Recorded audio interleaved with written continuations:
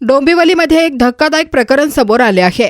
एका विद्यार्थिनीच्या बँक खात्यात अचानक 2,60,00,000 रुपयांचा व्यवहार झाला। पीडितेचा आरोप आहे की तक्रार करूनही पोलीस गंभीरपणे कारवाई करत नाहीत। आता या प्रकरणात महाराष्ट्र नवनिर्माण सेना देखील उतरली आहे। डोंबिवलीतील गोग्रासवाडी परिसरात राहणाऱ्या MSCच्या विद्यार्थिनी निधी तिवारी यांनी आरोप केला आहे की तिच्या बँक खात्याचा वापर सायबर फसवणुकीसाठी करण्यात आला। निधीची मैत्रीण चांदनी सिंह जी RBL बँकेत काम करते, हिने तिचे खाते उघडून दिले होते। सांगितले जाते की हे खाते टार्गेट पूर्ण करण्यासाठी उघडण्यात आले होते। काही काळानंतर निधीला कळाले की तिच्या खात्यात 2,60,00,000 रुपयांचा व्यवहार झाला आहे। इतकेच नव्हे तर आणखी एका खात्यात 10 लाख रुपयांचा व्यवहारही समोर आला आहे। आरोप आहे की उत्तराखंडमधील लोकांची फसवणूक करून ही रक्कम निधीच्या खात्यात जमा करण्यात आली आणि नंतर ती ट्रान्सफर करण्यात आली। मी 3 महिन्यांपूर्वी पोलिसात तक्रार दाखल केली होती, पण आतापर्यंत कोणतीही ठोस कारवाई झाली नाही। मी स्वतः पीडित आहे, तरीही माझ्या तक्रारीला गांभीर्याने घेतले जात नाही, असे पीडितेने सांगितले। या प्रकरणात उल्हासनगरमधील एका व्यक्तीच्या सहभागाची माहितीही पोलिसांना देण्यात आली आहे। पीडितेचा दावा आहे की आरोपीला अटक करण्यात आली होती, पण नंतर त्याला सोडून देण्यात आले। मुख्यमंत्री सायबर क्राईम रोखण्याचे मोठे दावे करतात, पण डोंबिवलीतील एका विद्यार्थिनीबरोबर इतकी मोठी फसवणूक होते आणि पोलीस गंभीर दिसत नाहीत, मग न्याय कसा मिळणार, असा सवालही उपस्थित करण्यात आला आहे। दरम्यान रामनगर पोलीस ठाण्याचे वरिष्ठ पोलीस निरीक्षक गणेश जवादवाड यांनी सांगितले की युवतीचा अर्ज मिळाला असून प्रकरणाची चौकशी सुरू आहे। आता मोठा प्रश्न असा आहे की या प्रकरणात पीडितेला न्याय मिळेल का? सायबर फसवणुकीच्या या गंभीर प्रकरणात पोलीस ठोस कारवाई करतील का? डोंबिवलीतील या प्रकरणामुळे अनेक प्रश्न उपस्थित झाले आहेत। मेरे पापा के दोस्त की बेटी चांदनी सिंह वो बैंक में जॉब करती है। उन्होंने मुझे बोला था कि बैंक में उनको टारगेट होता है, उनके टारगेट पूरा करने के लिए उनको अकाउंट्स ओपन करवाने हैं। उन्होंने मुझसे अकाउंट्स ओपन करवा के लिए उसके जो भी एक्सेस थे खुद के पास रखा, क्योंकि मैं मतलब स्टडी करती हूँ, तो मैं तो जो उसमें पैसे डाल नहीं पाऊँगी ये बोल के उन्होंने पूरे एक्सेस ले लिया। 1-1.5 महीने में बंद कर दूँगी मैं अकाउंट्स, ये बोल के लिया था। फिर मुझे 3 दिसंबर को पता चलता है, एक मैसेज आने की वजह से मेरे फ़ोन पे कि उसमें कुछ फ्रॉड है, मतलब चेन्नई उड़ीसा का कंप्लेन है उसके ऊपर। ये सारी बातें मैं आके रामनगर पुलिस स्टेशन में बताई और अविनाश यादव को ये सारी चीज़ें होने के बाद मेरी दादा को मिली। दादा को पता है ऐसे ऐसी चीज़ें हुई है मेरे साथ, बट मुझे सिर्फ पुलिस वाले घुमा रहे हैं 3 महीने से। मैं एडिशनल CP को भी मिली, मैंने 2 से 3 बार DCP सर को मिलने की भी कोशिश की, मैं ACP सर को भी मिली हूँ। उन्होंने मुझे पूछा आपका क्या नुकसान हुआ इन सब में। मेरा बस इतना ही रिक्वेस्ट है कि मेरे जैसे और स्टूडेंट के साथ ऐसा नहीं होना चाहिए। जिसके साथ हुआ है उनको भी न्याय मिलना चाहिए, और जिसका पैसा हमारे अकाउंट में आया उनको भी न्याय मिलना चाहिए। नमस्कार, मी अविनाश जाधव, मनसे ठाणे पालघर जिल्हा अध्यक्ष।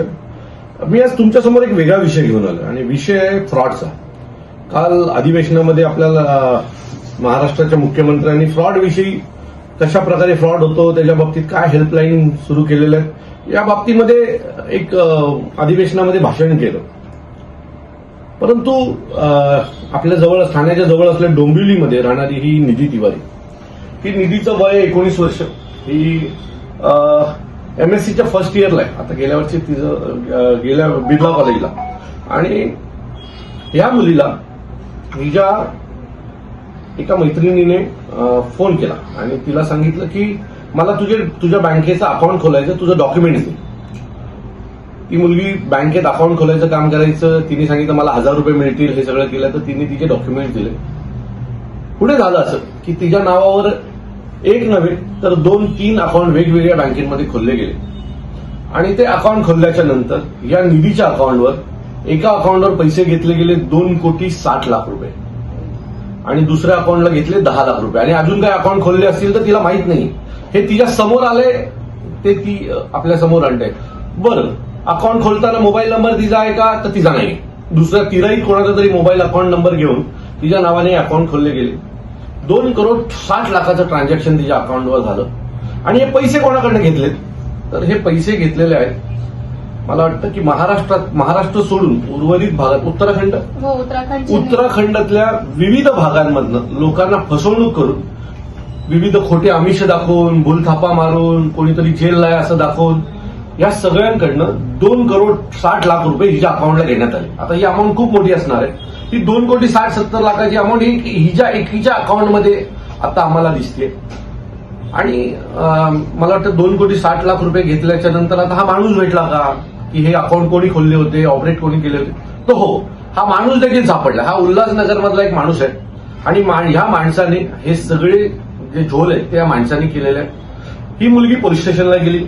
रितसर पोलिसांना याच्या बाबतीत तक्रार दिली की माझ्या अकाउंटला एवढ्या एवढ्या कोटीचे पैसे आलेले आहेत, माझी ती परिस्थिती नाहीये, हे अकाउंट कसे खोलले गेले हे मला माहित नाही. तिने सगळी तिच्याकडे जी माहिती होती ती डोंबिवलीच्या रामनगर पोलीस स्टेशनला डोंबिवलीच्या ही सगळी माहिती दिली. आता ही मुलगी तक्रार दिल्याच्या नंतर मागच्या 1 महिना झाला पोलीस स्टेशनला राऊंड मारते. 3 महिने झाले पोलीस स्टेशनला राऊंड मारते. त्या माणसावर कुठल्याच प्रकारची कारवाई होत नाहीये. म्हणजे एक मुलगी तिच्याबरोबर झालेला फ्रॉड हा जर समोर आणत असेल, पोलीस स्टेशनला समोरून जाऊन तक्रार देत असेल, प्रूफ देत असेल, माझ्या अकाउंटला हे एवढे एवढे पैसे, तिने स्वतः अनेक बँकांमध्ये जाऊन त्या स्टेटमेंट काढल्या आहेत आणि ते सगळं दिल्याच्या नंतर आता तिला पोलीस सांगतायत ते कंप्लेंटर नाहीये. कंप्लेंटरची गरज आहे. ही मुलगी सांगते माझ्या अकाउंटला खोटे पैसे आलेले आहेत आणि त्याच्यानंतर तुम्हाला जर कंप्लेंटर लागत असेल तर मला असं वाटतं मग कोण येणार आहे पुढे? मग मुख्यमंत्र्यांनी मोठी मोठी भाषणं का करावीत अधिवेशनामध्ये? माझं मत आहे या मुलीला न्याय मिळाला पाहिजे. तिच्या अकाउंटला आता उद्या जर काही कंप्लेंट झाली तर ही जेलला जाणार आहे, त्यावेळेला हे पोलीस तिच्या बाजूला उभे राहणार नाहीयेत. मला वाटतं याची खोलवर तपासणी केली पाहिजे. उत्तराखंडामधल्या ज्या नागरिकाची फसवणूक झाली आहे ना तो माणूस देखील भारतीय आहे, त्याचाही अधिकार आहे. उलट महाराष्ट्र पोलिसांनी यात पुढाकार घेऊन एक खूप मोठा रॅकेट ओपन केला पाहिजे. म्हणजे आरोपी माहिती आहे का? तर आरोपी माहिती आहे. म्हणजे या मुलीला त्या आरोपीचं नाव माहिती आहे. काय नाव आहे त्याचं? जय शकला नावाचा एक व्यक्ती आहे. त्याने हा सगळा फ्रॉड केलाय. त्याला पोलिसांनी बोलवलं देखील पोलीस स्टेशनला, पण त्याच्यावर कुठल्याच प्रकारची एवढ्या मोठ्या फ्रॉड नंतर कारवाई होत नाही, चौकशी होत नाही. खरं तर हा मॅटर सीआयडी वगैरेकडे दिला पाहिजे की एवढे पैसे तुम्ही फ्रॉड करून आणता कसे एका मुलीच्या अकाउंटला 20 वर्षाच्या?